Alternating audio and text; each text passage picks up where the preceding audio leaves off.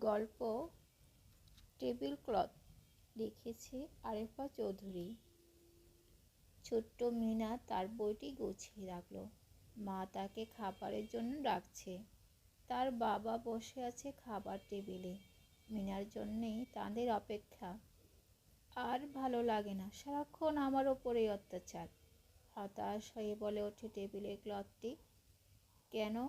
তোমাকে তো ওরা খাবার দেয়, তোমার কষ্ট কিসের? মাংসের টুকরোতে অনেক গোশত সমেত তোমার ওপরেই রাখে। ওগুলো থেকে ঝোল সুগন্ধটা তো তুমি নিতে পারো। পাতা বলে উঠল। আমায় কিছু দেয় না, একপাশে ফেলে রাখে। আরে বাবা, তোমার কান্না কেন বলো তো?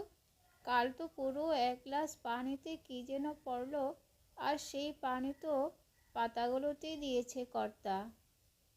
তাছাড়া পাতা বলে তোমাকে আর ছুঁড়ে মারছে না তো। আমি টেবিল ক্লথ বলেই ময়লা হলে অমনি ছুঁড়ে মারা হয়। বাথরুমের বালতিতে কি করুণ অবস্থা! দুঃখ করো না ভাই, পরিষ্কার হয়ে এসে সুগন্ধিযুক্ত সাবানে আবারও টেবিলে শোভা বিলাও তুমি। তোমার তো কৃতজ্ঞ হওয়া উচিত, কেননা তুমি সৌভাগ্যবান যে পুনরায় সুন্দর হয়ে আসছো তুমি। ময়লা বা গন্ধ হয়ে থাকতে হচ্ছে না। গত শনিবার আমার ওপর আছাড় মেরে জগটা রেখেছিল বুয়াটা। তার নাকি কাজ করতে ইচ্ছে হচ্ছিল না। রাগগুলো আমার ওপরই ঝাড়ল। পাতা বলে আমাকে কি বেশি সেবা করে? আমি যখন ধুলামলিন হয়ে যাই তখন খুব আঘাত করে ঘষে ঘষে পরিষ্কার করে। একটু মায়া নেই তাদের। অনেক কষ্ট করে তবু টবগুলোতে পড়ে রই। প্লাস্টিক বলে বোধহয় কদর নেই। সেদিন কর্ত্রী বলছিল যে নতুন চারা গাছ রোপণ করবে টবে। প্লাস্টিক নাকি আর ভালো লাগছে না, কিন্তু তারা বুঝছে না যে প্লাস্টিক বলেই সারা জীবন থাকবো আমি সবুজ হয়ে। জীবন্ত গাছের পাতা বেশি দিন সবুজ থাকে না, একদিন হলুদ হয়ে মরেই যায়। আস্তে কথা বলো ভাই। এখন তারা সবাই আমার ওপর বসে আয়েশ করে খাবে। মজাদার সব রান্নাগুলোর সুগন্ধ সব নাকে এসে লাগবে। মনটা তখন হাঁসফাঁস করে ওঠে। একটু নড়াচড়া করে উঠলেই ভাত মাংস নয়তো কিছু একটা ফেলবেই ছোট্ট মেয়েটা। তার মা বকা দিয়ে উঠবে, আর আমাকে এই ভয়ে নড়তে চায় না আমি। আমাকে এতটাই ঘষামশা করে যে চিৎকার করে কাঁদতে ইচ্ছে হয়। ঠিক আছে, তাহলে চুপ থাকো। ওদের খাওয়া শেষ হলে তখন আবার আলাপ করা যাবে। বিড়ালটা টেবিলের নিচে বসেছিল। মিয়াও করে একটা শব্দ করলো। খাবারের সুগন্ধিতে সে এসে হাজির হলো। মিনা ভয় পেয়ে চমকে যায়। হাত লেগে ডালের পাটিটা থপ করে টেবিলের উপর উল্টে যায়। মাটিতে গড়াগড়ি খেয়ে বাটিটা বিড়ালকে যেন ধাওয়া করলো। বিড়াল লাফ দিয়ে টেবিল ক্লথে আঁচড় মারল। ক্লথটি গেল ছিঁড়ে। বেচারা টেবিলের ক্লথ ছিঁড়ে যাবার কারণে কর্ত্রী তাকে সুই সুতা দিয়ে সেলাই করলো। পাতা ভাই, দেখছো তো কি দুর্ঘটনা হয়ে গেল। আমাকে শেষ পর্যন্ত সইয়ের ব্যথার জ্বালা সইতে হলো ভাই। এ মাথা থেকে ও মাথায় কতটা কষ্ট দিয়ে দিয়ে আমায় জর্জরিত করে দিয়েছে, দেখছো তো। দুঃখ করো না, তোমায় দিয়েছে সুই সুতা দিয়ে ঠিকই, কিন্তু তাদের কষ্টটাও কি একবার ভাববে না ভাই? গৃহিণী শুয়ে তার আঙ্গুলে ব্যথা পেয়ে এখন সবজি কুটতে পারছে না। তার উপর ছেঁড়া টেবিল ক্লথ এখন মেহমান আসলে আর ভালো দেখাবে না। পাতা ভাই, তুমি ঠিকই বললে, কিন্তু আমি আসলে শুধু নিজেকে নিয়েই পড়ে আছি। একটা সুখবর আছে, কাল নাকি নাস্তার আইটেম বেশি হবে। কে বলল সেটা? মিনা বলছিল তার বান্ধবীরা অনেক দিন থেকে আসতে চাইছে।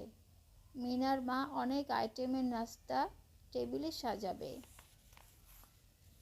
ভয় লাগছে যদি আমায় ফেলে দিয়ে অন্য টেবিল ক্লথ দেয়। দেখো কি হয়। তবে ভয়ের কিছু নেই ভাই, কেননা ওদের গেস্ট রুমে অন্য একটি টেবিল আছে। তোমায় তাই হয়তো ফেলে দেবে না, যেহেতু কষ্ট করে সেলাই করেছে। তুমি জানলে কিভাবে অন্য টেবিলের কথা? তোমাকে তো কিনেছে গত বছর। আমাকে 4 বছর ধরে এই ঘরেই থাকতে হয়েছিল। টেবিলটা একটু কথা বলতো না, চুপচাপ দাঁড়িয়ে রইতো। একঘেয়ে সময়গুলো আমার মনে পড়লে খারাপ লাগে, শুধুই চেয়ে থাকা। এখন তুমি আর আমি একসাথে সুখে আছি। যাক, একজন বন্ধু পেলাম। এখানে আসার আগে আমি কোথায় ছিলাম জানো তো ভাই? সেটা তো করুণ এক অধ্যায় যেন। এক তাঁতির ঘরে পড়ে থাকতাম অবহেলায়। না ধুয়ে না পরিষ্কার করে আমায় ফেলে রেখে পোকা নিয়ে আসতো, আর চুকচুকে কালো হয়ে কদর্য হয়ে গেছিলাম আমি। আহা, তারপর কি হলো ভাই? এই যে এখন তোমায় কিছু বলছি, সেরকম কেউ আমার দিকে ফিরেও চাইতো না। এতটাই ঘেন্না করতো সকলে।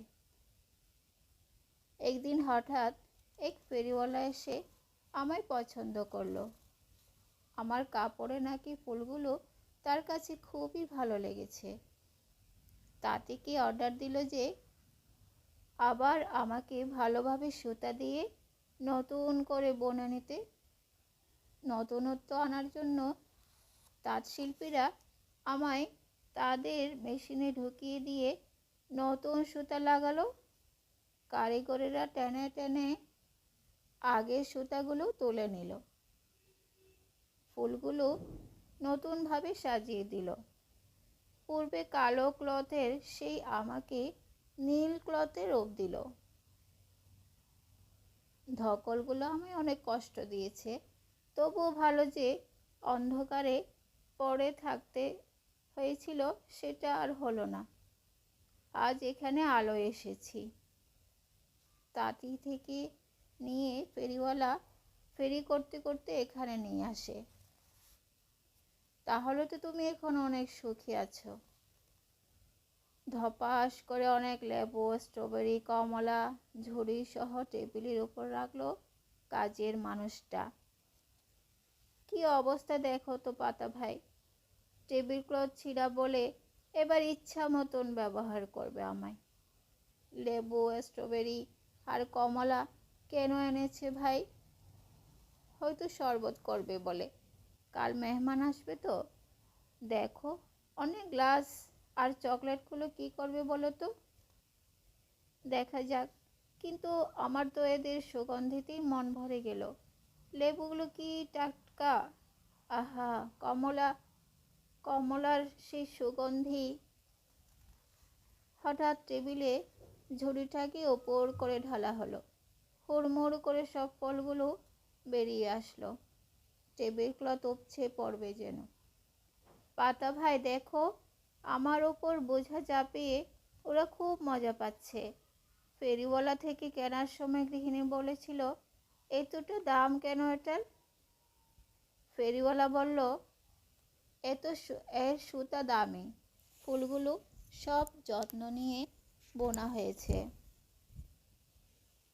তাছাড়া এই ক্লথটি খুবই মজবুত, অনেক দিন টিকবে। গৃহিণী কথা দিয়েছিল সে আমাকে যত্ন করবে, অথচ কথা দিয়ে সে কথা রাখেনি। আমায় দুমড়ে মুচড়ে কাহিল করে আমার ওপর সব কাজ করবে, তারপর ঘষতে ঘষতে আমায় মুছবে। এগুলোই কি যত্ন বলো তো? ঠিক কথা। কথার বরখেলাপ করার সকলের অভ্যাস হয়েছে ভাই। স্বার্থ হাসিলের জন্য সবাই কথাকে ঘোরাতে 2 সেকেন্ড করে না। গ্লাসগুলোতে লেবু আর কমলা চিবিয়ে চিবিয়ে রস করছে বুয়াটা। ওটার হাতের ছুরিটা দেখেছ কি ধার। আমার ভয় লাগছে যে যদি সেটা রাখতে গিয়ে আমি খোঁচা খাই। আমি নিঃস্বার্থভাবে দিয়ে গেলাম সেবা সবাইকে, তারা আমায় ব্যবহার করে, আমার মূল্যায়ন করে না ভাই। যেদিন পচপচে নরম হয়ে যাব সেদিন দেখো ভাই আমার উপর কি অন্যায় হবে। অবহেলায় তখন ওই ডাস্টবিনেই জায়গা হবে আমার। দুনিয়াটা বড়ই অদ্ভুত। অদ্ভুত তো অবশ্যই। শ্রম দিয়ে যতক্ষণ সুস্থ থাকবে ততক্ষণ কদর রইবে। যখন শ্রম দিতে পারবে না তখন কেউ তোমার গুণগুলোকে টেনে আনবে না। অথচ এমনি এমনি তুমি কত উপকার করেছ। ভাই পাতা, আমি বিলুপ্ত হলে আমার কথা কেউ মনে রাখবে? তোমার কথা মনে রাখবে যদি সত্যিই তুমি মহৎ কিছু করো। মহৎ কাজ তো সকলেই করে, কিন্তু সেগুলো কেউ পাত্তা দেয় না বলেই মহৎ হিসেবে বিবেচিত হয় না। পাতারে, মেহমান তো চলে এসেছে। শরবত নাস্তা প্লেটের ভারে আমি কাহিল হব যে।